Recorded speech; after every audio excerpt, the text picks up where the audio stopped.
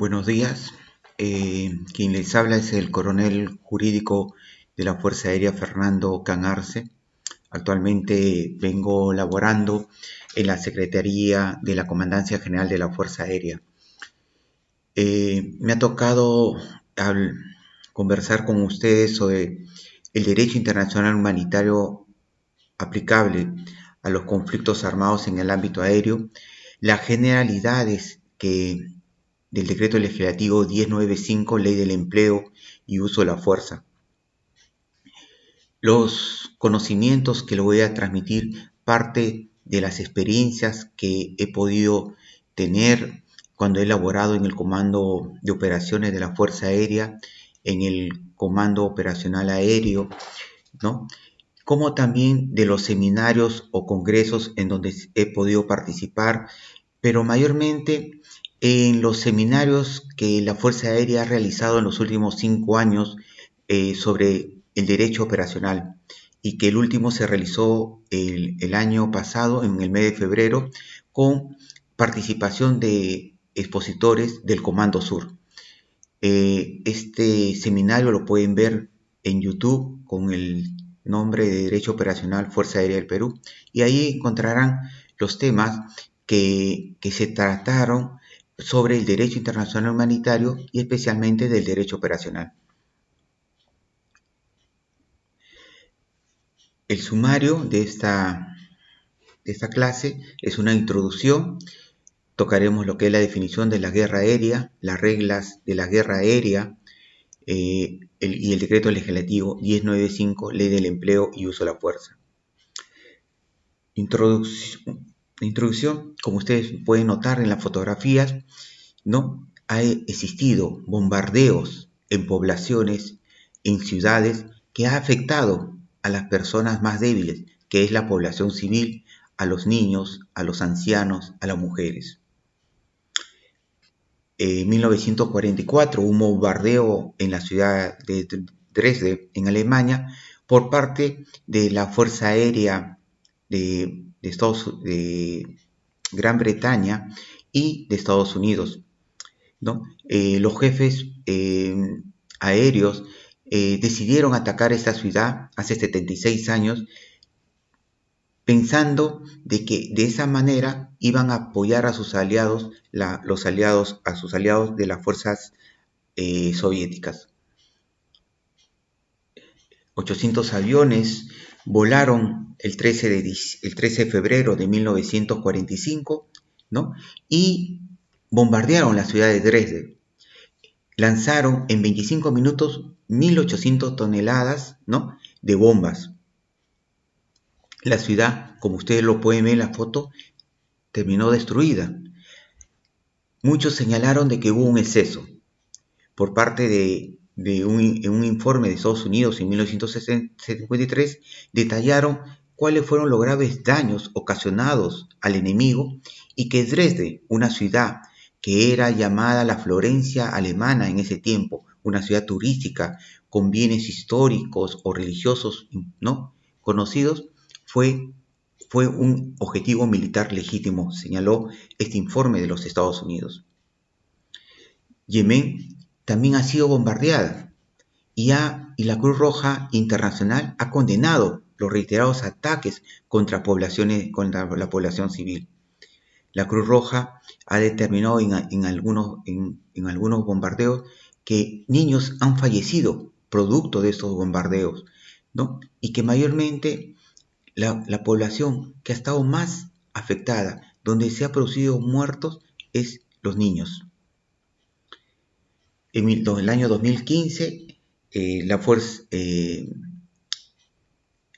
ejército de los Estados Unidos tuvo que reconocer que se equivocaron al bombardear un hospital que pertenecía a Médicos Sin Fronteras. Esta ciudad afgana de Kunduz fue un resultado de un error humano, concluyó el informe del ejército de los Estados Unidos. Un avión destruyó las instalaciones médicas porque confundió la clínica o el hospital como un edificio gubernamental cercano que había sido tomada por el talibán. Al menos 30 civiles murieron, ¿no? Y eso se produjo el 30 de octubre del año 2015. Un caso conocido y que yo les invoco o les comparto en el sentido que deben de poder investigar, conocer más, porque lo hemos tratado en varios seminarios y es un caso que en el ambiente, llamemos de Fuerzas Armadas, no, lo tomamos como lecciones aprendidas. Es el caso Santo Domingo, un bombardeo perpetrado el 13 de diciembre de 1998 en un poblado o en una vereda en Colombia, ocasionó la muerte de civiles, entre donde hubo niños y niñas. Este caso fue llevado a la Corte Interamericana de Derechos Humanos, ¿no? Por muchas razones, pero ¿cuál fue los hechos? Un helicóptero o helicópteros de la Fuerza Aérea Colombiana lanzaron un ataque contra un poblado, ¿no? Porque se tenía información que ahí había guerrilleros de la FARC. La explosión con una bomba que estaba prohibida, una bomba clúster, ¿no?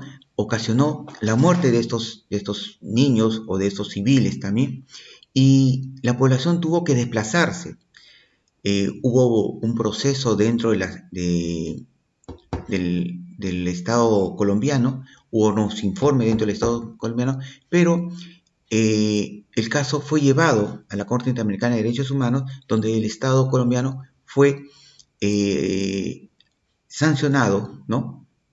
Por por no respetar ciertos derechos, ¿no? De la Convención. La Fuerza Aérea ha sido siempre utilizada en los conflictos armados desde la Primera Guerra Mundial. Los aviones han servido de apoyo al ejército en tierra y como a la armada en el mar. En la actualidad, el bombardeo deliberado en ciudades está prohibido. Entre los años 2017 y 2018, los alemanes bombardearon ciudades como París, como Londres. La Fuerza Aérea Británica también comenzó a bombardear ciudades a partir del 1918. La idea que se tenía en esa época era que el impacto psicológico del bombardeo es siempre 10 veces mayor que el impacto material, ¿no? El bombardeo era concebido, ¿no?, con la finalidad de entablar negociaciones de paz, hacer que el adversario se siente para poder firmar, ¿no?, un armisticio o una paz.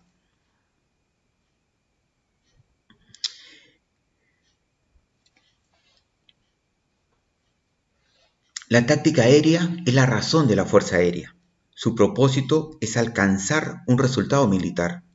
Ejemplo, en el 2003, es alcanzar una ventaja militar, ¿no? Porque es lo que se planea cuando se determina un plan de operaciones. En la actualidad, los estados no pueden hacer lo que quieren, pero lo hacen algunos estados. En los términos actuales, se tiene un alto grado de conciencia pública sobre los bombardeos. Los estados saben que están expuestos a la opinión internacional, por lo cual tienen que tener cuidado con los que hacen y saber qué blanco u objetivo militar ataque.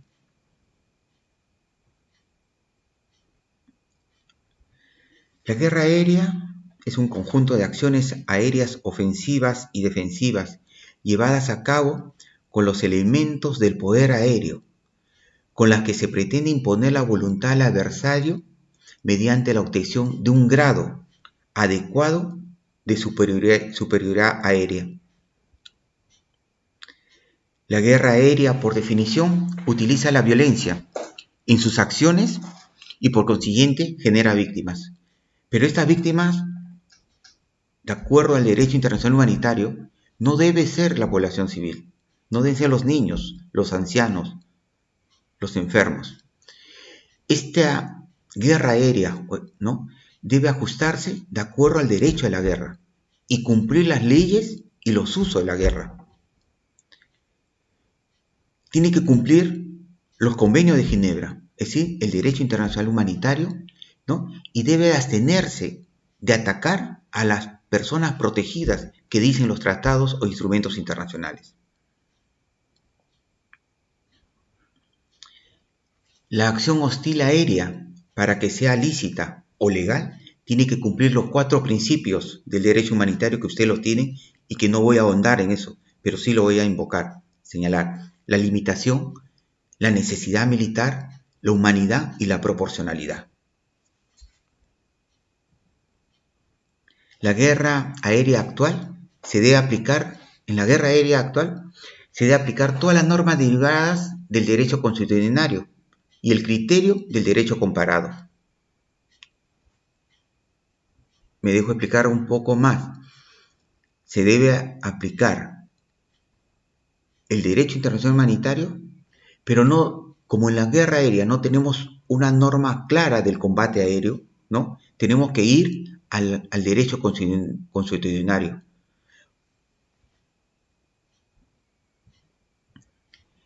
Hay un manual de San Remo sobre derecho internacional aplicable a los conflictos armados en el mar. A pesar de no ser un elemento convencional, que no es un convenio, nos puede ilustrar mucho, ¿no?, de lo que es los bombardeos, ¿no?, pero respecto a la utilización de las aeronaves en el ámbito marítimo. Es decir, no habla este manual de San Remo, ¿no?, sobre lo que es el bombardeo en sí, las prohibiciones del bombardeo en sí también, llamemos, o lo que debe abstenerse las fuerzas aéreas de los países. Las reglas de la guerra aérea. Estas reglas de la guerra aérea fueron dadas el 28 de febrero del año 1923. Estas reglas fueron elaboradas por una comisión de juristas, tenían 62 artículos, pero que como no fue aprobadas, no tiene un mandato imperativo. La mayor parte de las normas comprendidas en las reglas de la guerra aérea era, antes de su redacción, normas consuetudinarias. Estas normas no fueron aprobadas con carácter obligatorio, por lo tanto, al no ser obligatorio, no obliga a los estados, ¿no?, a poder aplicarla o reconocerla. El bombardeo aéreo, ¿no?, es probablemente el método de guerra que afecta más directamente a los no combatientes. Estas reglas de la guerra aérea tenía en el capítulo 4, hablaba sobre lo que es el bombardeo, y entre los artículos 22 y 26 habla de las prohibiciones que se deben tener o que hay en las guerras aéreas o en el combate aéreo. El artículo 22 dice: está prohibido el bombardeo aéreo para aterrorizar a la población civil o para destruir o dañar la propiedad privada de índole no militar o para herir a los combatientes. El artículo 23, está prohibido el bombardeo aéreo para forzar la realización de requisas de especies o el pago de contribuciones al dinero. El artículo 24, el bombardeo aéreo solo es legítimo cuando va dirigido contra un objetivo militar, es decir, un objetivo cuya destrucción total, parcial, sea para el beligerante una neta ventaja militar. El bombardeo es legítimo o es legal cuando va dirigido sobre los objetivos, ¿no?, militares, ¿no? Y ahí señala qué son los objetivos militares, cuáles son los objetivos militares, como es los depósitos militares, los establecimientos militares, ¿no?, o líneas de comunicación o de transporte utilizadas con una finalidad militar. Está prohibido el bombardeo de ciudades.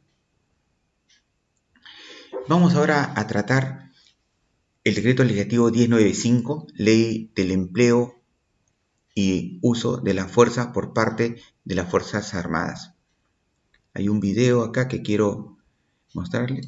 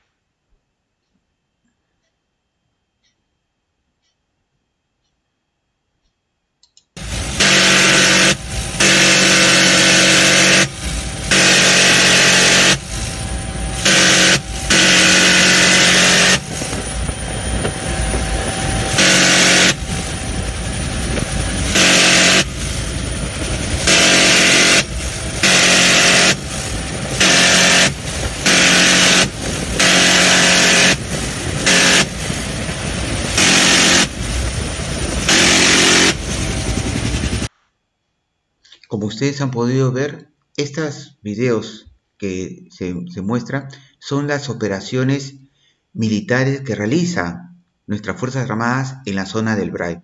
El decreto legislativo 1095 mayormente va dirigido a estas operaciones militares que realiza el Estado en defensa de la democracia, del Estado de Derecho. Este decreto legislativo 1095 tiene un antecedente normativo, unos antecedentes normativos. La ley 29.166, una ley que también hablaba del empleo de la fuerza, pero que fue derogado porque fue declarado inconstitucional esa ley. Por lo tanto, en el año 2010 se dio el decreto legislativo 1095 que establece las reglas del empleo y uso de la fuerza por parte de las Fuerzas Armadas en el territorio nacional. Y su reglamento fue promulgado el 15 de marzo del 2020, el mismo día que aquí en el país se declaró la situación de la pandemia o el aislamiento voluntario por este COVID-19 y que las Fuerzas Armadas tuvieron que salir, ¿no?, a apoyar, ¿no?, a la Policía Nacional para hacer cumplir las normas del estado de emergencia sanitaria aquí en el país. ¿Cuál es el objeto de esta norma?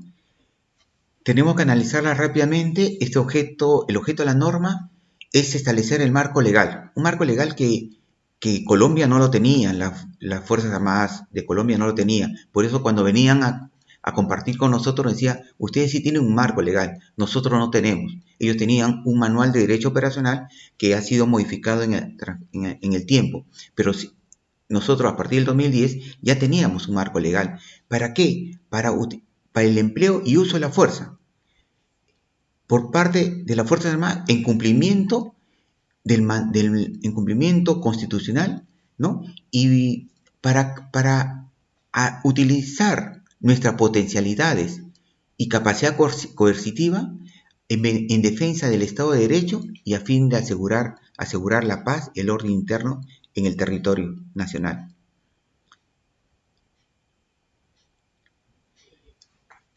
El decreto legislativo da definiciones de lo que son acciones militares y lo que son operaciones militares. Acciones militares rápidamente, son las operaciones que realizan las Fuerzas Armadas en apoyo a la Policía Nacional y cuando la Policía Nacional tiene el control interno, el manejo del control interno.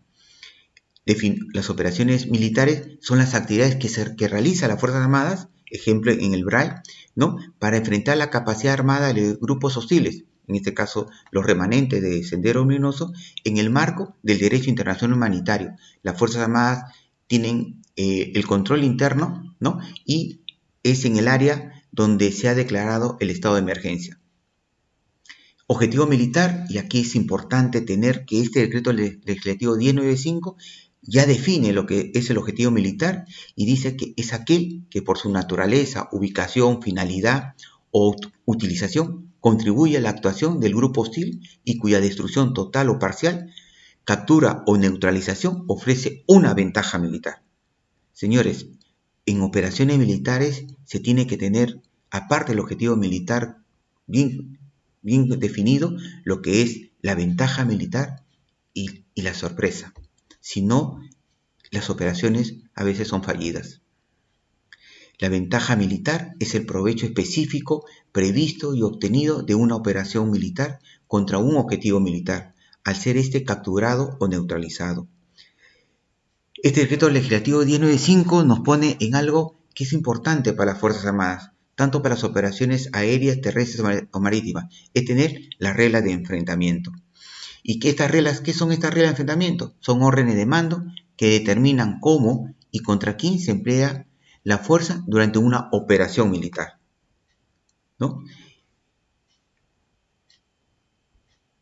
El empleo de la fuerza por las Fuerzas Armadas contra un grupo hostil durante el estado de emergencia se sujeta a las reglas de enfrentamiento, ejecutándolas las operaciones de conformidad con el derecho internacional humanitario. Colombia tenía su regla de enfrentamiento, pero hay dos que siempre lo hemos estado manejando en los seminarios, en las conferencias que ha realizado la Fuerza Aérea del Perú, y donde invitamos a nuestros amigos de la Fuerza Aérea Colombiana, y ellos nos mostraban 2 diapositivas, que son las que les muestro. Una regla de enfrentamiento solo se puede salir a vuelo si se tiene clara la misión, el objetivo de la misión y el nivel de autorización del uso de las armas. Si existe duda sobre la naturaleza militar del objetivo militar, se debe cancelar la misión. A veces en el plan de operaciones se pone un objetivo militar y el objetivo militar a veces en minutos varía. Y por lo tanto, cuando se va al punto a poder lanzar la bomba, ya el objetivo militar se ha movido, cuando es mayormente un grupo armado. La finalidad de las operaciones. ¿Cuál es la finalidad de las operaciones de acuerdo a este decreto legislativo 1095? Doblegar la capacidad del grupo hostil, es decir, de los remanentes, en este caso actual, de los remanentes de Sendero Luminoso. El empleo de la fuerza procede contra objetivos militares y debe estar previsto en un plan u orden de operaciones. La mayoría de problemas jurídicos en las Fuerzas Armadas son errores cometidos en el desarrollo de las operaciones militares. Eso hay que reiterar este concepto o esta observación, que los problemas jurídicos mayormente son por errores cometidos en el desarrollo de las operaciones militares. Esta orden de operación es el documento que dispone la ejecución de una orden de operación específica en un futuro inmediato o muy próximo. La orden de operación es un documento que dispone la ejecución de una operación específica, ¿no? Y esta orden de operación debe ser clara, completa y breve. En la orden de operaciones hay dos elementos importantes: la situación y la misión. Y la situación es el principio de distinción y determinación del objetivo militar, y la misión es la necesidad militar, donde va lo que es la ventaja militar. El informe operacional, ¿qué es lo que debe contener? Porque son documentos que cuando suceden alguna situación, ya sea buena o adversa para las Fuerzas Armadas, lo van a pedir los operadores judiciales, los jueces, los fiscales. Y el informe operacional es lo que debemos tener, y los que están involucrados en lo que se llama el derecho operacional, ¿no?, deben aconsejar que siempre exista el informe operacional. Gracias por su atención.